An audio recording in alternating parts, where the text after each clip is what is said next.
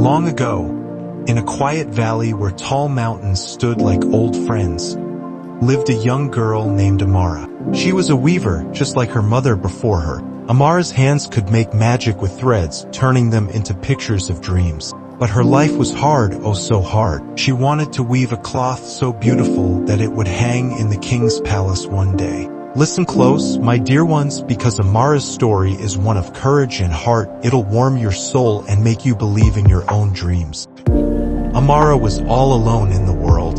Her parents were gone, and all she had was her mother's old loom, a rickety thing the village folks laughed at. They called it the broken dream. But Amara saw something else. She saw a future. She dreamed of weaving a cloth so grand it would show everyone what she could do. She worked day and night, cleaning houses to buy threads, weaving until her fingers hurt. The villagers shook their heads and said, "She's dreaming too big."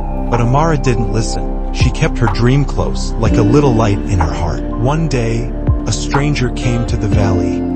A tall man in a dark cloak, his eyes sharp like a hawk's. He'd heard of Amara's weaving and found her in a quiet corner of the village. "I'll give you gold for threads," he said, "enough to weave anything you want. But you must make a cloth for me by the next full moon." Amara's heart skipped a beat. She didn't know why he wanted it or what would happen if she failed. But she needed the gold, so she said yes. Now, time was running out and Amara felt the weight of her promise heavy on her shoulders. Amara worked harder than ever. She woke with the sun, picking grasses to dye into bright colors. She wove through the day, forgetting to eat, her hands moving fast, stitch after stitch. But the trader's words followed her like a shadow. He sent notes that made her shiver. "The moon is coming. Don't let me down." Then, one terrible night, a big storm came. Rain and wind tore through her little hut, washing away all her threads. Amara fell to her knees, crying. The villagers whispered, "It's over for her." Even Amara felt her hope slipping away. But in that quiet, dark moment, something stirred inside Amara. She remembered her mother's words, whispered long ago.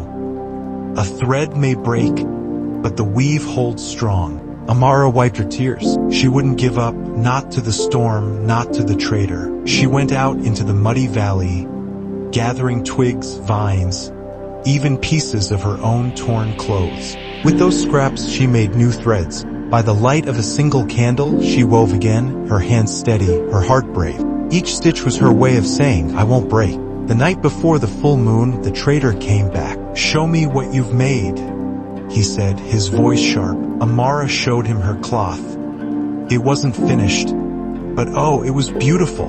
Mountains, rivers, and stars glowed on it, shining with all her hard work. "Finish it by morning," the trader warned, "or I'll take everything." Amara's heart raced. She wove all night, her fingers flying, the loom humming like a song. As the first light of dawn peeked through her window, she made her last stitch. She was done. That morning, Amara stood in the village square, the sun rising golden behind her. She held up her cloth, and it sparkled like a dream. The villagers gathered around, their eyes wide with wonder. The trader looked at it, and then he knelt down like he'd seen something holy. "This is a masterpiece," he said softly. Turns out, he wasn't a bad man. He was a scout for the king, looking for the best art in the land. Amara's cloth was taken to the king's palace, where it hangs today, shining with colors of mountains, rivers, and stars. They call it the Unbroken Weave, and Amara's name is known far and wide, inspiring everyone to chase their dreams, no matter how hard it gets. Amara's loom didn't just make a cloth, it made her a legend. When storms came, she stood tall. When things got tough, she kept going, and that's what you can do too. Life might bring storms your way, but you've got a loom inside you. Your heart, your dreams. Keep weaving little by little, and you'll make something beautiful. What's your dream? Start today and don't ever stop. If Amara's story touched you, share it with someone you love. And tell me, what's your unbroken weave? I'll see you in the next story. Keep dreaming, keep rising.